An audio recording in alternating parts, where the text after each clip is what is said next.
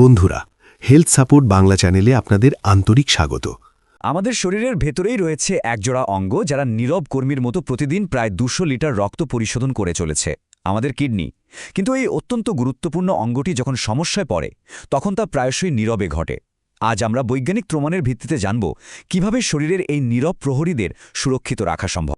দীর্ঘস্থায়ী কিডনি রোগের সবচেয়ে বড় বিপদ হল এর নীরব প্রকৃতি। এটি কোনো ধরনের সতর্ক সংকেত ছাড়াই বছরের পর বছর ধরে ভেতরে ভেতরে বিকশিত হতে পারে। এ কারণে প্রতিরোধমূলক জ্ঞান এবং সক্রিয় পদক্ষেপ গ্রহণ করাটা জীবন রক্ষার জন্য অপরিহার্য। এই 50% একটি অত্যন্ত উদ্বেগজনক পরিসংখ্যান। এটি সেই সব রোগীদের হার যাদের মধ্যে দীর্ঘস্থায়ী কিডনির সমস্যা প্রথমবারের মতো নির্ণয় করা হয় একেবারে শেষ পর্যায়ে। এটি এই রোগের নীরব অগ্রগতির সবচেয়ে বড় বিপদকে তুলে ধরে যখন চিকিৎসার সুযোগ অনেক সীমিত হয়ে আসে। কিডনিকে সুস্থ রাখার যাত্রাপথটি বোঝার জন্য আমরা প্রথমে এর কাজ করার পদ্ধতি জানব। এরপর দেখব স্বাস্থ্যকর জীবনযাপনের নীলনকশা, দৈনন্দিন ঝুঁকিগুলো চিহ্নিত করব, রোগের সূক্ষ্ম লক্ষণগুলো চিনতে শিখব, কিডনি বান্ধব খাবারের তালিকা দেখব এবং সবশেষে সক্রিয় থাকার পথ তৈরি করব। আমাদের কিডনি শরীরের নীরব প্রহরী হিসেবে কাজ করে, কিন্তু একটি বিষয় মনে রাখা জরুরি। দীর্ঘস্থায়ী কিডনির অসুখ বা ক্রনিক কিডনি ডিজিজ সাধারণত নিজে থেকে শুরু হয় না। এটি প্রায়শই ডায়াবেটিস এবং উচ্চ রক্তচাপের মতো অন্যান্য রোগের একটি জটিল পরিণতি হিসেবে দেখা দেয়।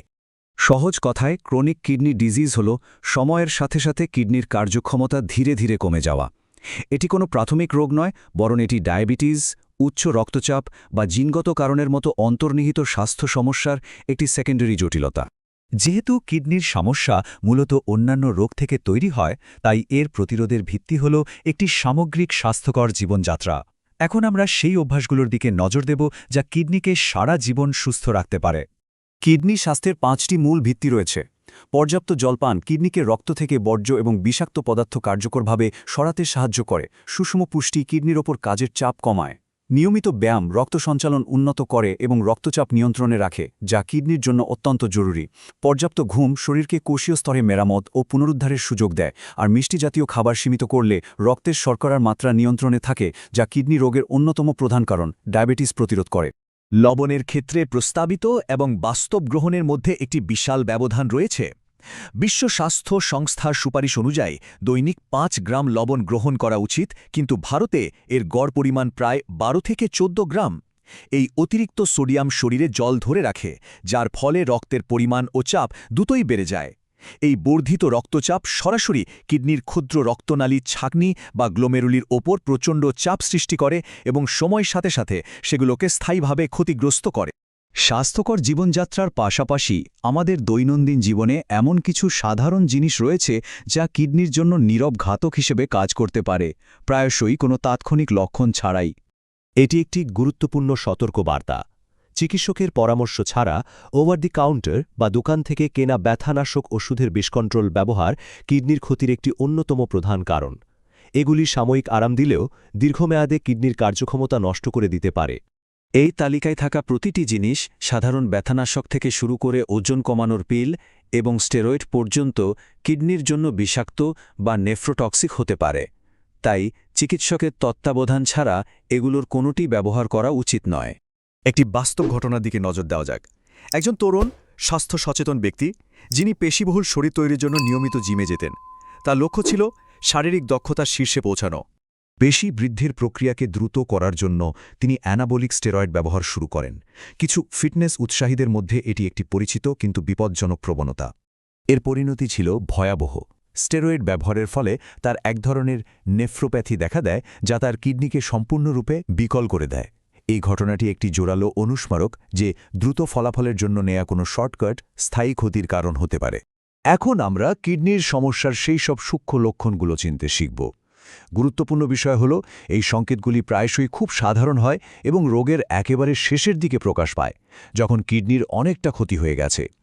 ক্রনিক কিডনি ডিজিজ 5টি পর্যায়ের মধ্যে দিয়ে অগ্রসর হয়।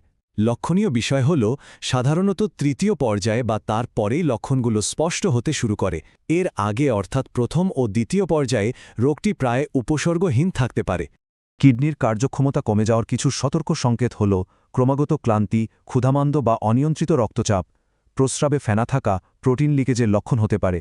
এমনকি দীর্ঘযাত্রার পর পায়ে সামান্য ফোলাভাবের মতো একটি আপাত নিরীহ উপসর্গ একটি গুরুত্বপূর্ণ প্রাথমিক সংকেত হতে পারে যা উপেক্ষা করা উচিত নয়। কিডনির স্বাস্থ্য মূল্যায়নের জন্য শুধুমাত্র রক্তে ক্রিয়েটিনিনের মাত্রা দেখা যথেষ্ট নয়। এর আসল পরিমাপ হল ইজিএফআর। এটিকে কিডনির পারফরম্যান্স স্কোর হিসেবে ভাবা যেতে পারে। এই স্কোরটি বলে দেয় কিডনি কতটা ভালোভাবে রক্ত পরিশোধন করছে এবং এটি রোগের পর্যায় নির্ধারণে সাহায্য করে। যদি কিডনির কার্যক্ষমতা ইতিমধ্যেই কমে গিয়ে থাকে তবে খাদ্য তালিকায় পরিবর্তন আনা অত্যন্ত জরুরি। এখন আমরা দেখব কিভাবে নির্দিষ্ট কিছু খনিজ পদার্থ সীমিত করে কিডনির ওপর চাপ কমানো যায়। ক্ষতিগ্রস্ত কিডনির ক্ষেত্রে 3টি খনিজ পটাশিয়াম, ফসফরাস এবং সোডিয়াম নিয়ন্ত্রণ করা অত্যন্ত জরুরি। রক্তে অতিরিক্ত পটাশিয়াম হৃৎপিণ্ডের ছন্দে মারাত্মক সমস্যা করতে পারে। অতিরিক্ত ফসফরাস রক্ত থেকে ক্যালসিয়াম টেনে নিয়ে হাড়কে দুর্বল করে দেয়, আর সোডিয়াম রক্তচাপ বাড়িয়ে কিডনির আরও ক্ষতি করে। খাদ্য তালিকায় সীমাবদ্ধতার মানে এই নয় যে কোনো সুস্বাদু বিকল্প নেই। উদাহরণস্বরূপ, আনারস একটি চমৎকার কম পটাশিয়ামযুক্ত ফল। যাদের পটাশিয়াম সমৃদ্ধ ফল যেমন কলা বা কমলালেবু এড়িয়ে চলতে বলা হয়েছে, তাদের জন্য আনারস একটি নিরাপদ এবং সুস্বাদু বিকল্প হতে পারে। আলোচনার শেষে আমরা মূল বার্তার উপর আবার জোর দেব। সক্রিয় ব্যবস্থাপনা এবং আগাম সতর্কতা হল গুরুত্বপূর্ণ কিডনি রোগের বিরুদ্ধে সবচেয়ে কার্যকর প্রতিরক্ষা ব্যবস্থা। কিডনিকে আজীবন সুস্থ রাখার জন্য এই পদক্ষেপগুলি একটি পরিষ্কার পথ দেখায়। নিজের ঝুঁকি সম্পর্কে সচেতন থাকা, স্বাস্থ্যকর অভ্যাস গড়ে তোলা, শরীরের সংকেতগুলিতে মনোযোগ দেয়া এবং নিয়মিত পরীক্ষা করানো, এই প্রতিটি ধাপই একটি সুস্থ ভবিষ্যতের জন্য অত্যন্ত গুরুত্বপূর্ণ বিনিয়োগ। এই বিশ্লেষণটি একটি জরুরি প্রশ্ন দিয়ে শেষ করা যাক। যেহেতু কিডনি রোগের লক্ষণগুলো অনেক দেরিতে প্রকাশ পায়, তাহলে কিডনির স্বাস্থ্য নিয়ে সঠিক আলোচনাটি কখন শুরু করা উচিত? উত্তরটি হল এখনই।